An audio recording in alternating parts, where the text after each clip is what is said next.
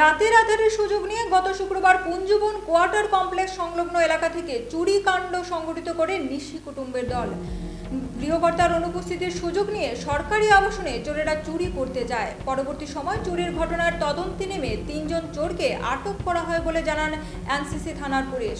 চোর সমেত চুরি যাওয়া সামগ্রীগুলিও উদ্ধার করে পুলিশ। এনসিসি থানার পুলিশ আধিকারিক জানান, রবিবার তাদের রিমান্ড চেয়ে আদালতে পাঠানো হয়েছে। পরবর্তী সময় এদের বিরুদ্ধে তদন্ত করে আরও তথ্য বেরিয়ে আসবে বলে আশা ব্যক্ত করেন তিনি।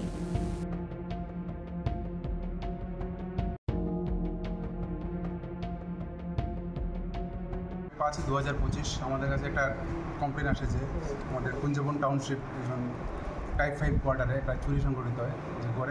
যে কোয়ার্টারের ওনার উনি দিল্লিতে ছিলেন, কোয়ার্টারটা লক অবস্থায় ছিল।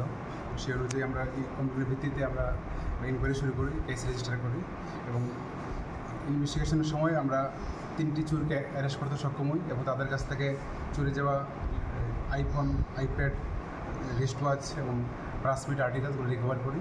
তাদেরকে আমরা আজকে রিমান্ড চেয়ে কোর্টে ফরওয়ার্ড। তাদের নামগুলি কি? তাদের নাম মেইন যে সে হচ্ছে আকাশ রবি দাস, বাড়ি শ্যামলী বাজার। আরেকজন দীপঙ্কর বণিক, বাড়ি বণিককুচিমণি। আরেকজন সুদীপ চক্রবর্তী, বাড়ি বণিককুচিমণি। সবগুলি কি একবারে থেকে চুরি হয়েছে? একটা কোয়ার্টার থেকে চুরি হয়েছে। মালগুলি কোনখান থেকে? আমাদের অভিষেক চন্দ্র আইএস কোয়ার্টারে চুরি হয়েছে। কবে নাগাদ চুরি হয়েছে? 9 তারিখ রাত্রে চুরি হয়েছে। কবে পাওয়া গেছে? আজকেই সকালবেলায় রিকভারি হয়েছে। যে চুলগুলি ধরা হয়েছে তারা কি আগরতলারই নাকি? নাই, বললাম আকাশ রবি দাস, শ্যামলী বাজার। তাদের বিরুদ্ধে আগে কোনো মামলা আছে? আকাশ রবি দাস সে মোটামুটি হ্যাবিচুয়াল চুরি করে। সে কিছুদিন আগে বেল পেয়েছে কোর্ট থেকে, সে আবার চুরি করে। আরও কি কেসের সাথে জড়িত করে নাম পাওয়া গেছে? আমরা একটা ইনভেস্টিগেশন করে দেখছি বাড়িটা।